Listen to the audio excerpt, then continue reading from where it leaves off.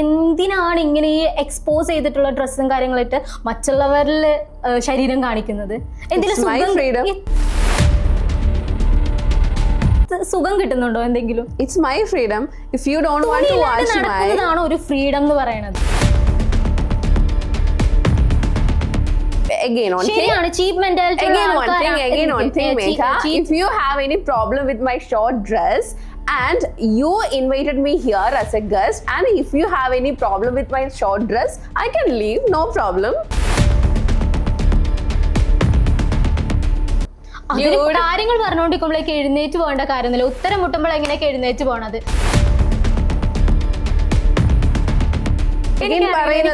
എനിക്ക് നിങ്ങളെ പോലെയുള്ള ആൾക്കാരെ കാണുമ്പോൾ എനിക്ക് പുച്ഛോ തോന്നുന്നത്.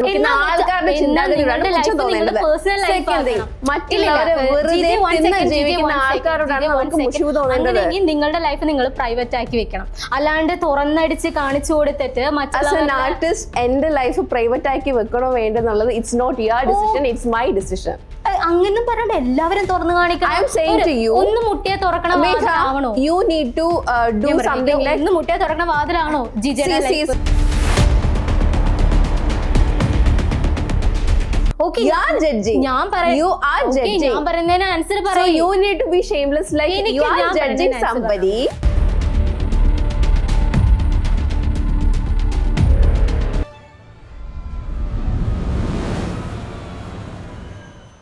അപ്പോൾ ഞാൻ പറഞ്ഞു വന്നത് എന്താണെന്ന് വെച്ച് കഴിഞ്ഞാൽ ഈ സബ്സ്ക്രിപ്ഷൻ്റെ കാര്യം തന്നെ കേട്ടോ. എനിക്ക് ഇതിൽ ഭയങ്കര ഡൗട്ടാണ്. എന്തായാലും നിങ്ങൾ അതിൽ ഇംഗ്ലീഷും മലയാളവും മാത്സ് ഒന്നും പഠിപ്പിച്ചു കൊടുക്കാൻ പോണില്ല സബ്സ്ക്രിപ്ഷൻ വീഡിയോസിൽ. അപ്പോൾ GJ കൊടുക്കുന്ന കണ്ടന്റ് അനുസരിച്ചിരിക്കും മറ്റുള്ളവർ വാച്ച് ചെയ്യാൻ വേണ്ടിയിട്ടും വ്യൂവേഴ്സ് കൂടാൻ വേണ്ടിയിട്ടുള്ളത്. ഈ ഒരു എമൗണ്ടിൽ ശരിക്കും ആൾക്കാരെ സാറ്റിസ്ഫൈഡ് ചെയ്യാൻ പറ്റുന്നുണ്ടോ ഈ ഒരു സബ്സ്ക്രിപ്ഷൻ വഴി? ഇല്ലെങ്കിൽ ആൾക്കാരെ പറ്റിക്കുവാണോ ഈ ഒരു എമൗണ്ടിന്? ഫസ്റ്റ് ഞാനൊരു കാര്യം പറഞ്ഞുതരാം. ഇപ്പോൾ അവിടെ ഇംഗ്ലീഷും മാത്സും പഠിപ്പിക്കില്ല എന്ന് പറഞ്ഞില്ല, പക്ഷെ ഞാൻ എന്താ ഫോളോ ചെയ്യുന്ന കുറച്ച് ആൾക്കാരുണ്ട്. ഓക്കെ, ഐ മീൻ ഇതിൽ ഫോളോ ചെയ്യുന്നതല്ല, ഇൻസ്റ്റാഗ്രാമിൽ ഫോളോ ചെയ്യുന്നതല്ല, അല്ലാണ്ട് ഫോളോ ചെയ്യുന്ന കുറച്ച് ആൾക്കാരുണ്ട്. ആസ് എ പേഴ്സൺ അവിടെ ഫോട്ടോഗ്രാഫി ലേൺ ചെയ്യുന്ന, ഐ മീൻ പഠിപ്പിക്കുന്ന ഒരു സബ്സ്ക്രിപ്ഷനിൽ ഫോട്ടോഗ്രാഫി പഠിപ്പിക്കുന്ന സബ്സ്ക്രൈബേഴ്സ് ഉള്ള ആൾക്കാരുണ്ട്. ഓക്കെ, അതുപോലെ തന്നെ ഡാൻസ് പഠിപ്പിക്കുന്നുണ്ട്, ഈവൻ ട്യൂഷൻ എടുക്കുന്ന ആൾക്കാരുണ്ട്. I am seriously telling to you. And കുട്ടികളെ എങ്ങനെ നമുക്ക് ഇഷ്യൂസ് വരുന്ന ഇപ്പോൾ അറിയാലോ, ചൈൽഡിനെ എങ്ങനെ ഒരു പ്രോപ്പർ ജനറേഷൻ ആക്കി മാറ്റാം എന്നുള്ള സ്റ്റഡീസ് പറഞ്ഞു കൊടുക്കുന്ന സബ്സ്ക്രൈബേഴ്സ് ഉള്ള ആൾക്കാരുണ്ട്. Okay, there is lots of thing. ഇതിൽ മനസ്സിലാക്കേണ്ട ഒരു കാര്യം എന്ന് പറയുന്നത്, സോ ആൾക്കാരുടെ ഒരു ഫസ്റ്റ് മിസ്കൺസെപ്ഷൻ മാറ്റണം. സബ്സ്ക്രിപ്ഷൻ ഇൻസ്റ്റാഗ്രാം ആ ഒരു ബട്ടൺ ഇല്ലെങ്കിൽ ഐക്കൺ വെച്ചിരിക്കുന്നത് സെക്ഷുവാലിറ്റിയെ പ്രൊമോട്ട് ചെയ്യാൻ വേണ്ടിയിട്ടല്ല എന്നുള്ളതാണ്. അത് മെയ്ത്ത അങ്ങനെ ഒരു കാര്യത്തെ പ്രൊമോട്ട് ചെയ്യുന്നില്ല. ഓക്കെ, പ്രൊമോട്ട് ചെയ്യുന്നല്ല പറയുന്നത്.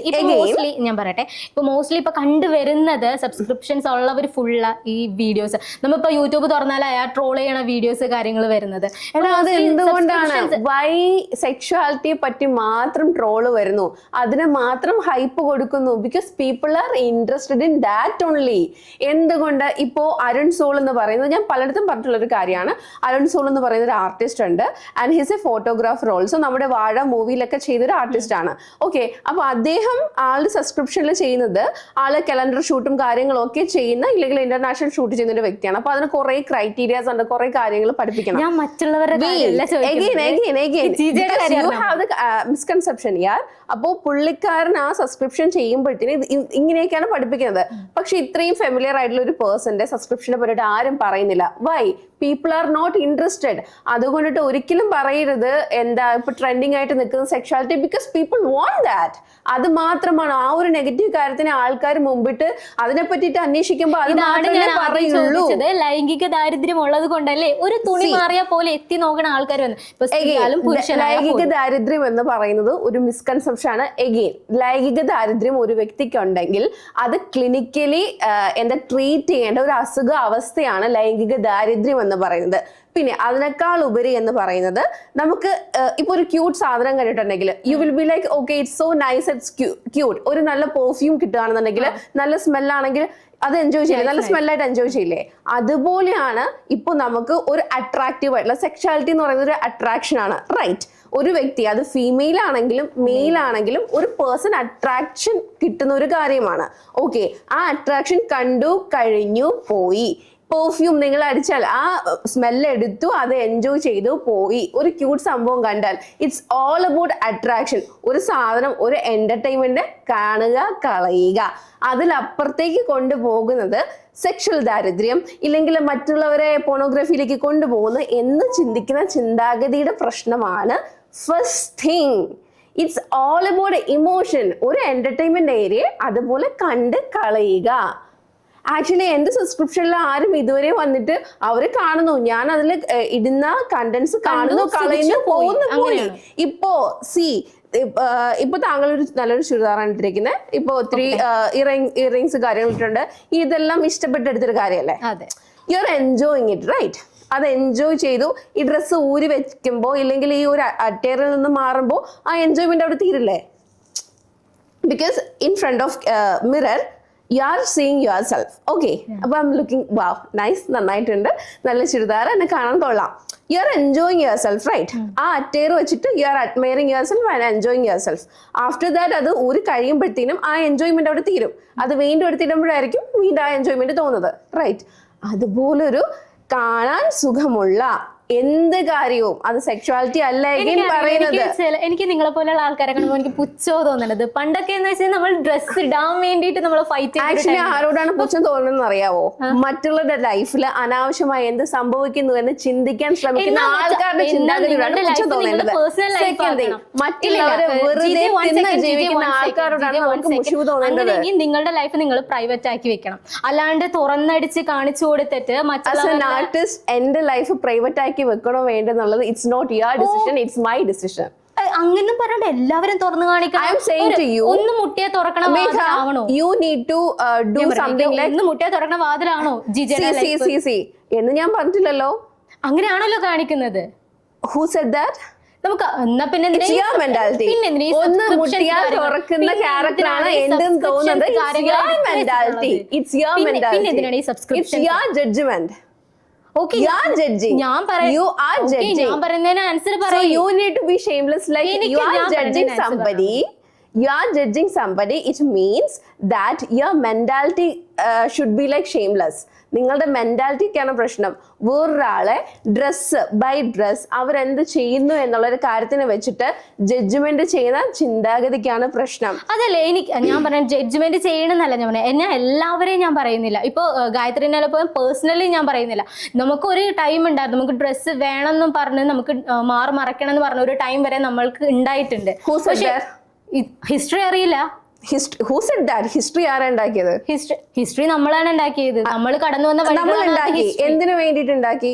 മറയ്ക്കണം എന്ന് പറയുന്ന സിറ്റുവേഷൻ കടന്നു വന്ന വഴികളാണ്. അഗെയിൻ മറയ്ക്കണം എന്ന് പറയുന്ന സിറ്റുവേഷൻ എന്തിനാ വന്നേ? കര അടയ്ക്കണമുണ്ട്. എന്ത് കര അടയ്ക്കണമുണ്ട്? ഓക്കെ, അവിടെ വേറെ ഒരു പ്രശ്നത്തെ മറയ്ക്കാൻ വേണ്ടിയിട്ട് നമുക്ക് ഇല്ലെങ്കിൽ നമ്മുടെ സ്വാതന്ത്ര്യമാണ് നമ്മുടെ ഡ്രസ്സിങ്, നമ്മളുടെ മറയ്ക്കുന്ന ഒരു സിറ്റുവേഷൻ, ഒരു ഹിസ്റ്ററി ഉണ്ടാവാനുള്ള റീസൺ എന്ന് പറയുന്നത് ഒരു കാര്യത്തിനെ ചൂഷണം ചെയ്യാൻ വേണ്ടി സ്ത്രീകളെ ഉപയോഗിച്ചു എന്നുള്ളതിന്റെ കാര്യം കൊണ്ടിട്ടാണ്. ഇല്ലെങ്കിൽ കരമായി ബന്ധപ്പെട്ട കാര്യത്തിന് സ്ത്രീകളുടെ മറയ്ക്കാൻ അവർ അനുവദിച്ചില്ല എന്നുള്ളത് ചൂഷണം ചെയ്യപ്പെടുകയായിരുന്നു. ആ ചൂഷണത്തിനെതിരെയായിരുന്നു മറയ്ക്കണം എന്ന് പറയുന്ന സമരം വന്നത്. അല്ലാതെ അവർക്ക് എനിക്ക് തുണി ഉടുത്ത് മാത്രം ജീവിക്കണം, ഇല്ലെങ്കിൽ എന്നെ തുണി ഉടുക്കാൻ ആ ഒരു മെന്റാലിറ്റിയിലല്ല. അവരുടെ സ്വാതന്ത്ര്യത്തെ ചൂഷണം ചെയ്ത് കൊണ്ടിട്ടാണ് ആ ഒരു സമരം വന്നത്. Know that point. ഇങ്ങനെ പോയി കഴിഞ്ഞാൽ ഇപ്പോഴും ഇതേപോലത്തെ ഉള്ള കരമൊക്കെ വെച്ചിരുന്നെങ്കിൽ എല്ലാ പെണ്ണുങ്ങളും മറച്ചാനായിരുന്നു. ഓക്കെ, ആ ടോപ്പിക് വിട്. Oh God. Okay. You need to കുറച്ചുകൂടി വളരാനുണ്ട്.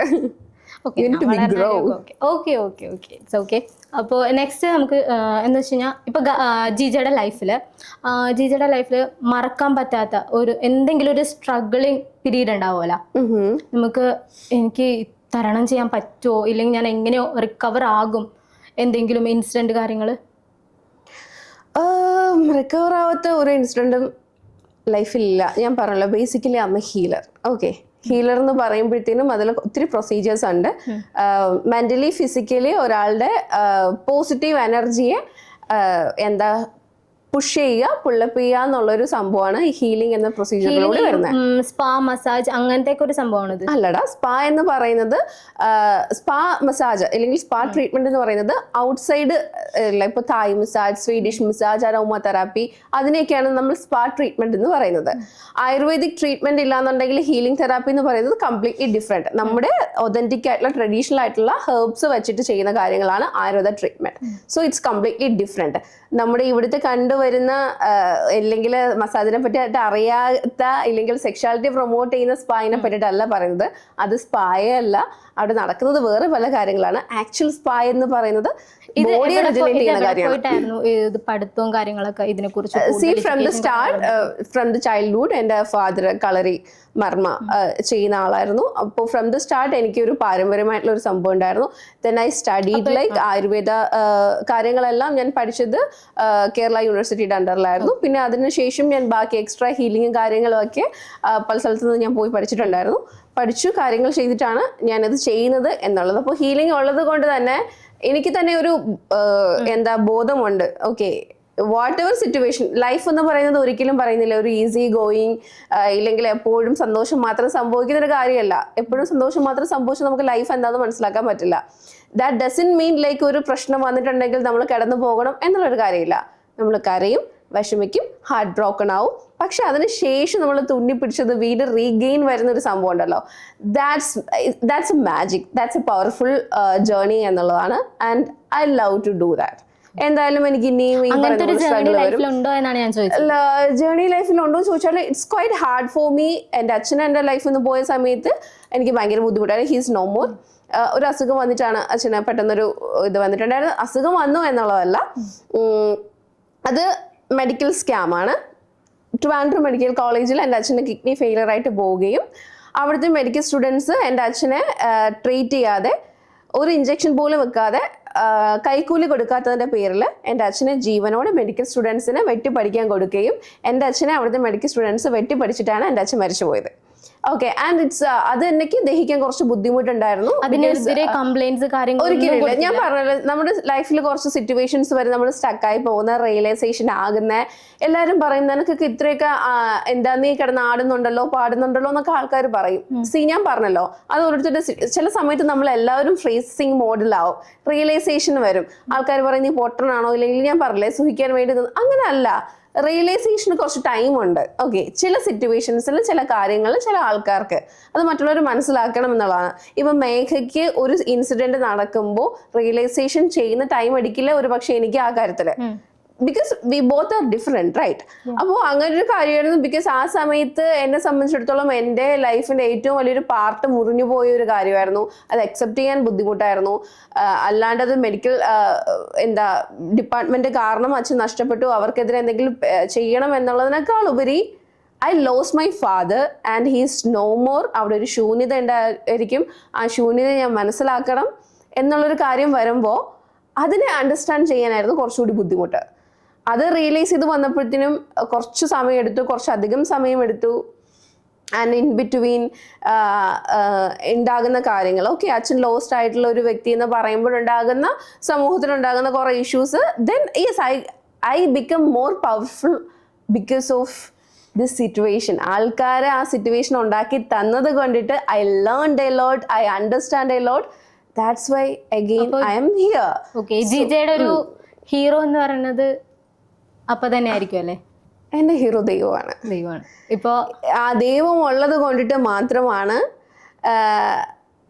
അച്ഛൻ എനിക്ക് തന്നത് ദൈവമാണ്, എൻ്റെ അമ്മയെ തന്നതും ദൈവമാണ്, എൻ്റെ കൂടെ പറപ്പിന് തന്നതും എൻ്റെ ദൈവമാണ്.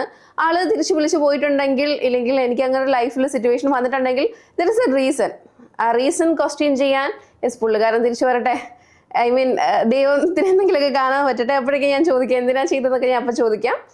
Otherwise who am I to question somebody, to judge somebody? ഇപ്പോൾ ഇങ്ങനത്തെ ഒരു ഫിലിംസ് കാര്യങ്ങളൊക്കെ അഭിനയിക്കുമ്പോഴേക്കും ഇപ്പോൾ ഫാമിലി സപ്പോർട്ടും കാര്യങ്ങളും വരാറുണ്ടോ, ഇല്ലെങ്കിൽ ഫാമിലിയിൽ നിന്ന് ഒറ്റപ്പെടുത്തുന്ന ഒരു സിറ്റുവേഷൻ വന്നിട്ടുണ്ടോ? No way. എൻ്റെ family means like they are like here completely because it's my passion. അതെന്റെ പാഷൻ ആയിട്ടുള്ള ഒരു കാര്യമാണ്.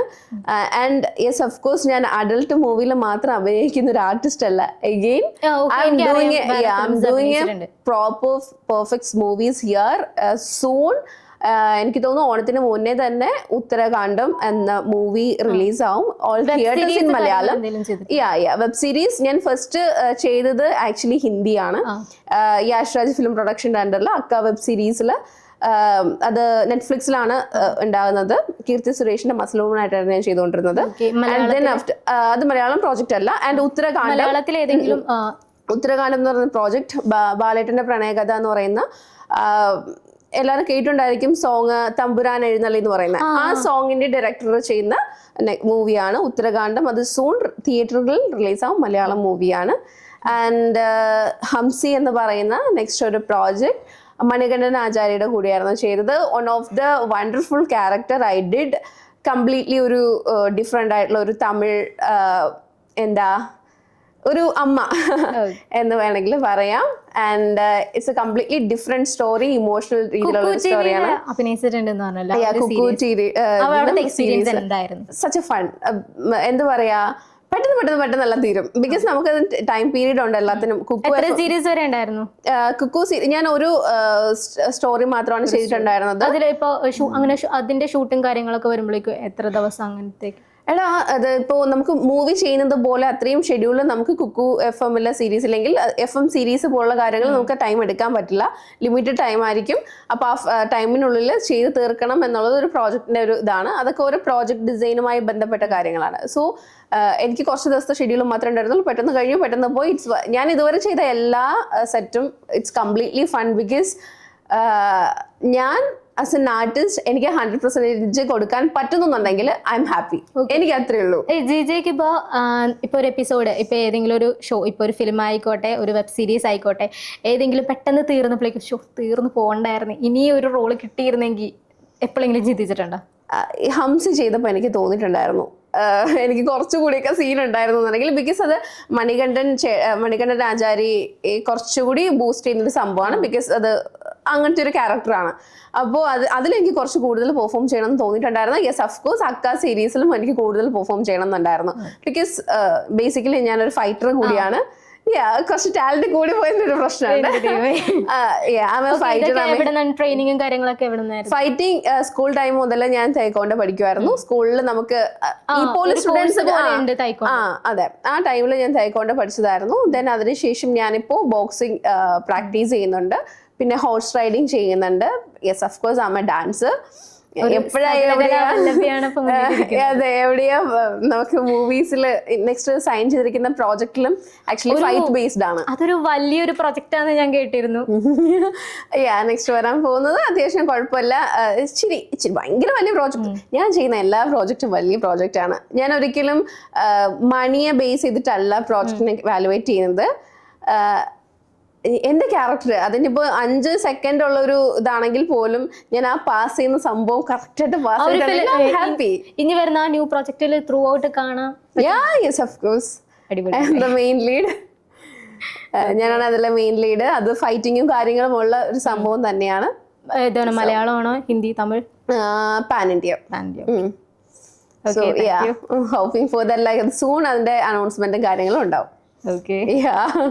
ഓക്കെ, നമ്മുടെ കൂടെ ഇത്ര നേരം നമ്മുടെ ഈ ഒരു സെഗ്മെന്റ് നല്ല ഫണ്ണി ആയിട്ടും നല്ല ടെററായിട്ടും ഒക്കെ കൂടെ ഉണ്ടായിരുന്ന ജിജയ്ക്ക് തോന്നുന്നുണ്ടോ ഞാൻ ടെററാണെന്ന്? ടെറർ എനിക്ക് ഫസ്റ്റ് ടൈം എനിക്ക് ശരിക്കും തോന്നിയായിരുന്നു ടെററാണ്. പക്ഷെ ഇപ്പൊ അങ്ങനെയല്ല. ഓക്കെ, അപ്പോ ഇതേപോലെ പുതിയൊരു എപ്പിസോഡുമായി വീണ്ടും കാണാം. Okay, thank you.